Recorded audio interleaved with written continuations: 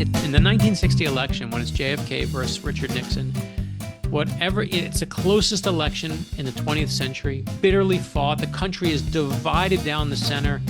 Whatever side you're on, you think the other side are horrible, awful people. There's so much hate and venom dredged up toward JFK. You can't be surprised when someone takes a shot. Best-selling author Brad Meltzer. Today on Now I've Heard Everything. I'm Bill Thompson. A plot to assassinate the president is normally pretty big news, major news, especially when that plot almost succeeds. So why is it then that so few Americans know anything about a plot to assassinate John F. Kennedy? And no, we're not talking about gunshots in Dallas. The chilling true story told in a new book by best-selling author Brad Meltzer and his co-author Josh Mensch is the story of how JFK was targeted for assassination in December of 1960. This was weeks before he even became president. And you won't believe the reason why this story hasn't become more widely known than it is, and you may not believe who thwarted the plot. Their book is called The JFK Conspiracy, and it was published this week by Flatiron Books. Now, the chance to do this interview actually brought me out of retirement. I had done thousands of interviews over a 30-year period, but I retired from that in 2014. I was tired. It was time to quit. But I've been anxious to get back into it. I've been itching to get back into doing fresh interviews. So this is actually the first interview that I've done since 2014. I hope you'll enjoy it. In just a moment, my conversation with Brad Meltzer. Sit back now and let yourself get lost in this all-new interview by national radio personality Bill Thompson.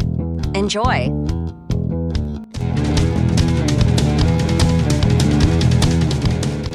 So here now, best-selling author Brad Meltzer. Brad, you have been a veteran of many historical novels and historical nonfiction. This is, in fact, your fourth conspiracy book, is it not? It is. And let's just take a moment that you did my very first book ever in 1997. I think we both had more hair back then. Yes. And I can speak for myself, certainly. But you are one of the few people that now has done my first book and my newest book. So I thank you for that. I knew you when?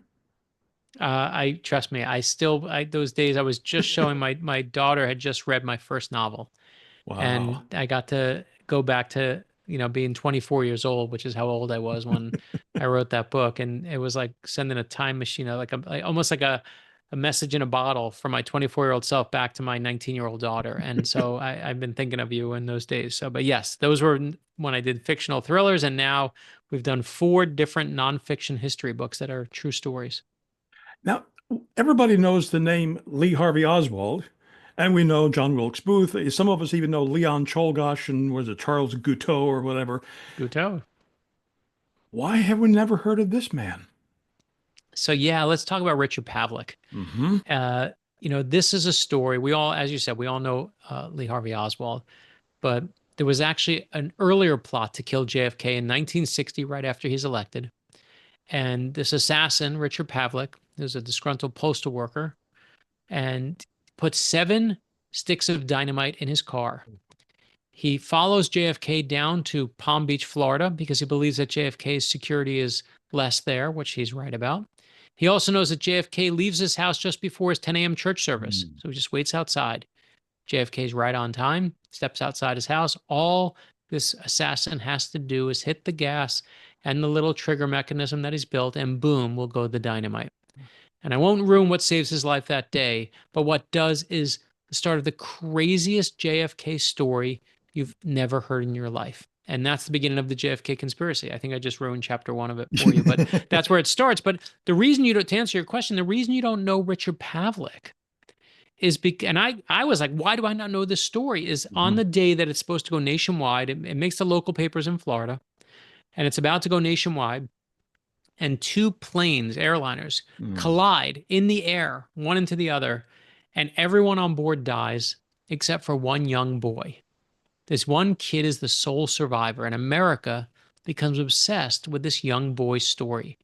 And it moves and bumps JFK's story and Richard Pavlik's story from the front page buried into the newspaper, and it becomes a footnote to history until Josh Mensch and I come sniffing along and are like, wait a minute, I found this story like years ago. Why does nobody know it? And that's where the book was born. All the more fascinating because we now think of today's media as being only focused on the bright, shiny new thing that's happening today, and we don't have any perspective. But this happened 65 years ago when print was king and when Walter Cronkite was still only doing 15 minutes a night. I mean, you'd think that there would be times somewhere some journalist would have, I mean, somebody should have latched onto this story, shouldn't they? Yeah, and people did do it. I mean, the Boston Globe did a story on one of the guys who helped stop it. They did, and you'll find those articles. But then inauguration happens, and then Kennedy starts. And the truth was, even Kennedy himself didn't care when it happened. The head of the Secret Service at the time said this was the closest call they've ever had with a sitting president. That's what he calls this moment. And you'd think they'd be like, well, we're going to learn from that, and we're going to protect them even harder. We're going to And JFK was like, JFK survived World War II. We start the book in World War II. You show JFK as this young hero. I mean, basically his PT-109 gets blown apart by a Japanese destroyer. All of his fellow sailors are all, floating throughout the ocean, and they're all starting to swim. One of them is barely conscious. JFK says, put him on my back. I got him. I'm the best swimmer. They swim to an island. On the island, they realize there's no food, there's no water that they can drink. And they're like, if we stay here, we're going to die. We got to swim a couple more miles and save our own lives. And JFK says, put him on my back again. I'm the best swimmer. And does it again. They live. He becomes a hero. He can get, obviously leave the military as a hero. His father makes a call, like, you ready to come home? Let's get home, kid. And JFK says, no, I'm not done fighting. I want to keep fighting. And actually stays in World War II to continue fighting, unlike some of our current leaders, right? Like, it's unbelievable to me. But he basically is this amazing person. And I think we can never get in his head, of course, but I think if he's like, I survived World War II, why am I going to sweat this guy who didn't even get that close, who didn't blow me up? Like, so he doesn't even care about it. And that's why you don't know about it. If he cares, and everyone cares, but when he doesn't, next. But the other thing, and you alluded to this a moment ago, was the timing of this, because he wasn't even the president yet. I mean, he hadn't been sworn in. I recall back in 1981 when John Hinckley took a shot at Reagan, and I remember thinking, man, he's only been in office 2 months and this has happened already. Now, in the case you're writing about, he hadn't even taken office yet. Yeah, no, and not only that, but he's coming out. I know it's titillating to say, hey, we found a secret plot to kill JFK, nobody knows. But the reason we tell these stories is exactly what you just said, the timing of where they are. And he's just recently been elected, won the election.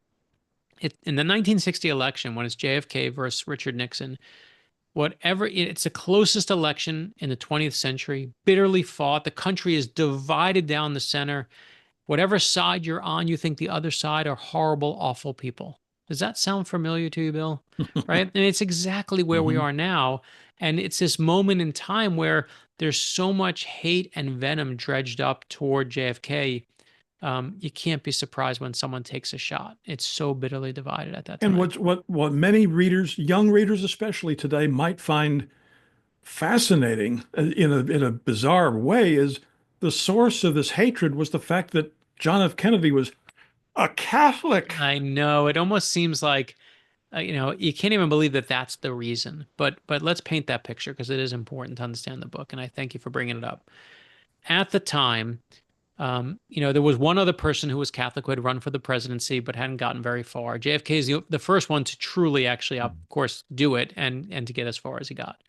And the Protestants at the time, you wouldn't think of it now, but are clearly not happy about it. In fact, the Reverend, Norman Vincent Peale, who wrote The Power of Positive Thinking, famous book at the time, and the Reverend Billy Graham, basically put together a group of religious leaders to basically keep this guy Kennedy out of office because he's a Catholic.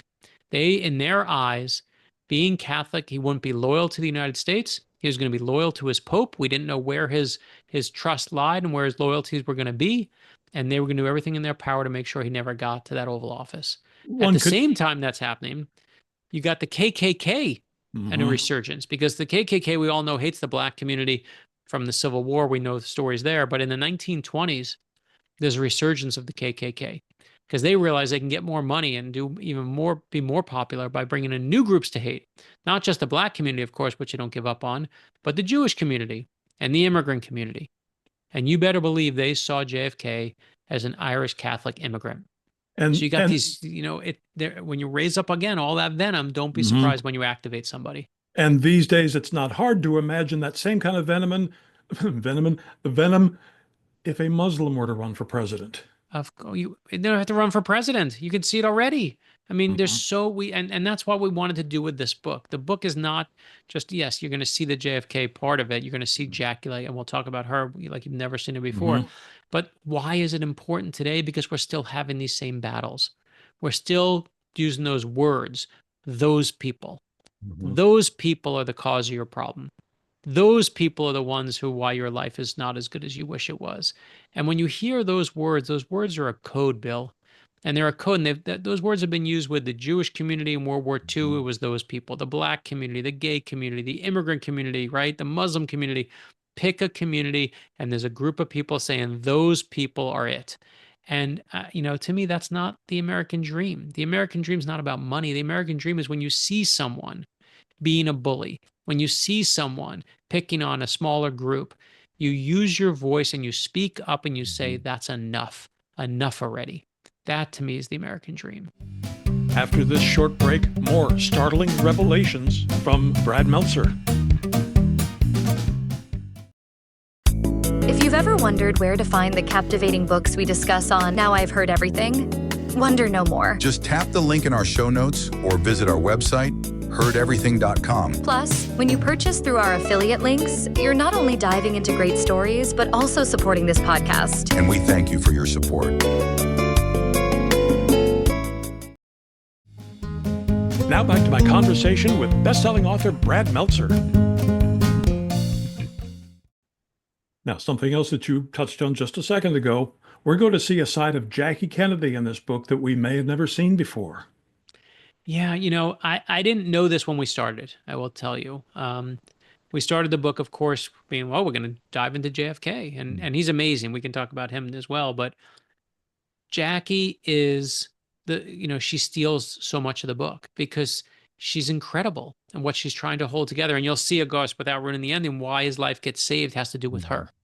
And you have this woman who wants no part of anything that the Kennedys are really offering at that time. All this, attention and all these cameras and all this, this press, she wants nothing to do with it. And of course, the more you don't want it, the more it's even more attractive that people want to chase you for it.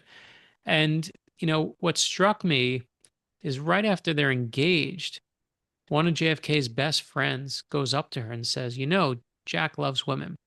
Basically says to her face, he's going to sleep around on you. And he thinks he's doing her a favor. And you're like, what is this woman holding together?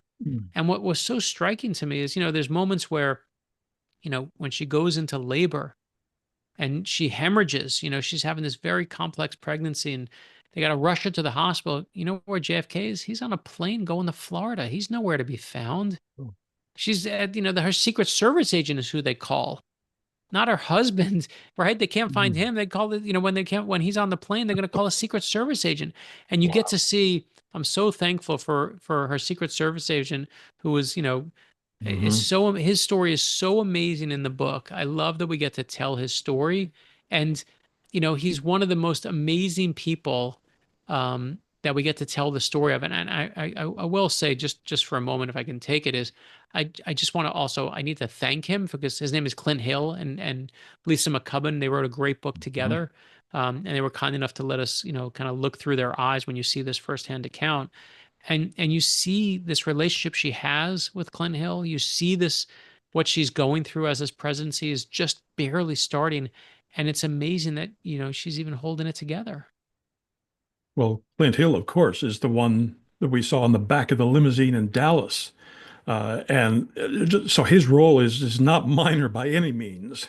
Oh no, and at the end of the book, of course, we show you the conspiracy that almost kills him, but we also show you the book ends, of course, with us looking at the shot from Lee Harvey Oswald and the Mm. assassination of JFK for real, and you get to see it from Jackie and Clint Hill's perspective, and it's an unbelievable look. It's not the Zapruder film look. It's a much more personal look, and I think what struck me when Josh Mensch and I, who I co-wrote the book with, were researching the book, I kept saying, when's Camelot come? Where's the Camelot part? When does that actually start being used as a word?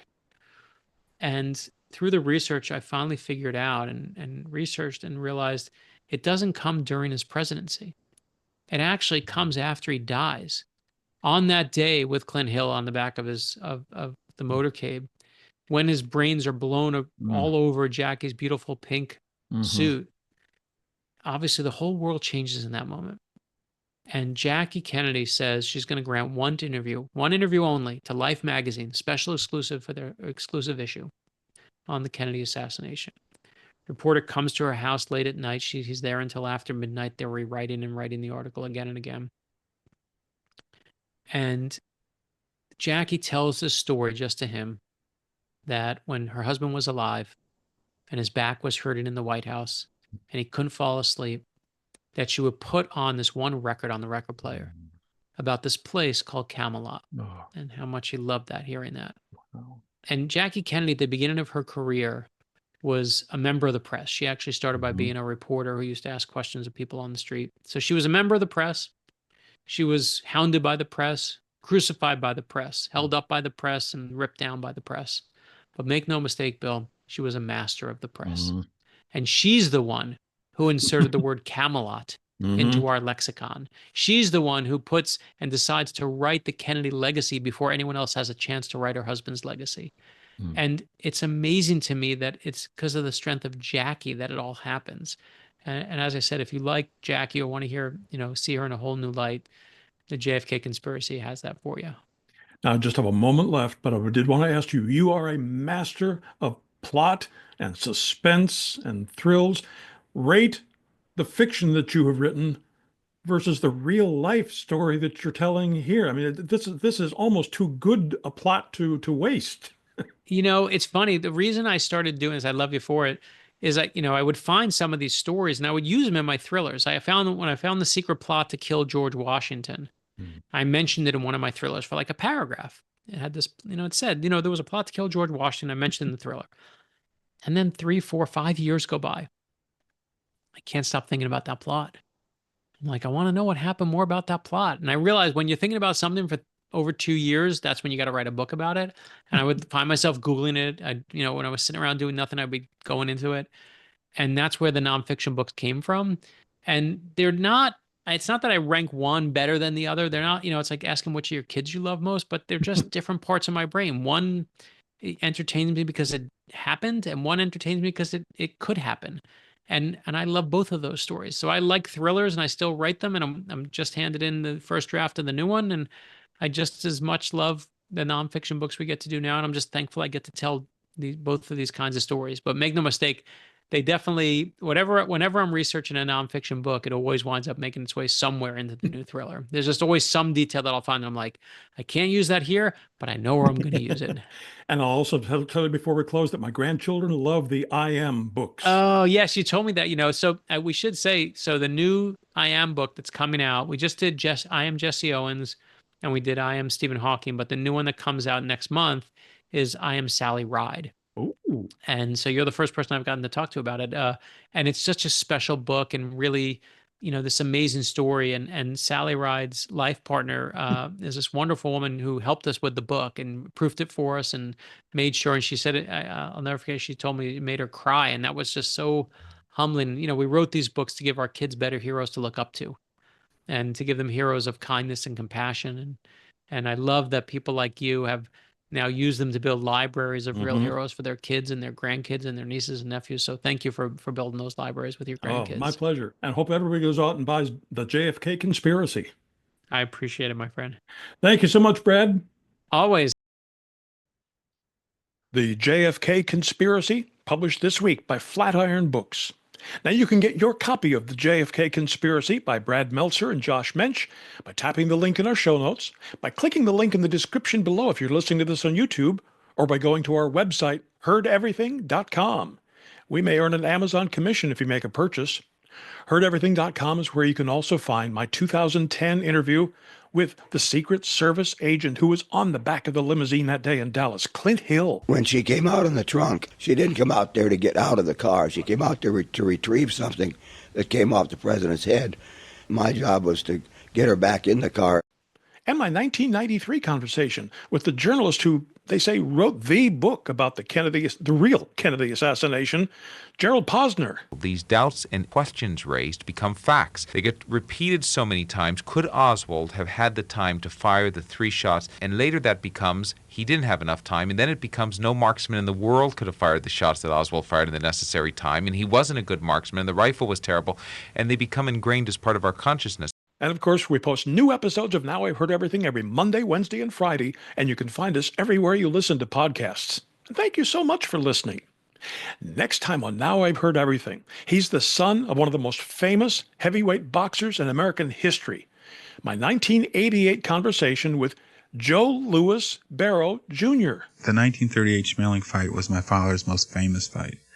It really foisted him from being a black heavyweight champion to a true American hero. He allowed white America to think of blacks in a different context. That's next time on Now I've Heard Everything. I'm Bill Thompson.